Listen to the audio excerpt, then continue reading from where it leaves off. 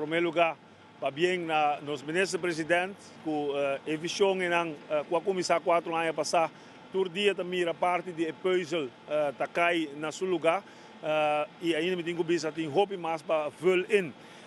Para bem também na DWay, na corpo policial, na tour infrateam, que trabalha no projeto aqui e mais aún para bem na comerciante na Caia Grande e o pueblo em geral de Aruba, que nós chega a um ponto importante de inteira renovação de nosso país e em caso aqui renovação de Oranjestad.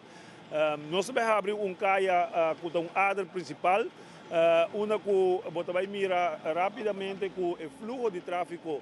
Tem outro caia não anexo nessa aqui também corre houve mais melhor no momento que nós abrimos caia aqui.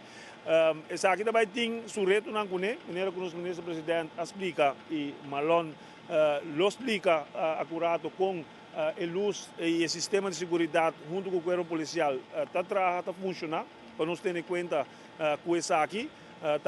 Elemento novo que nós temos no tráfego na Aruba, que nós temos que ter em conta com ele. Essa aqui também tem conexão entre o que nós chamamos parte para norte de Caia Grande com a parte para sul de Caia Grande, onde nós vamos começar a renovar a Caia aqui. Skelstraat e Welcome Plaza, onde o trâmite começar. Tem dois projetos que vai estar a curto prazo, ainda nós temos reunião arriba com essa aqui também começar, e fundo que tem que for de FDA para o projeto aqui, e agora para nós por ter em conta também que a Caia Skelstraat, no momento que a construção começar, que essa aqui também será parcialmente.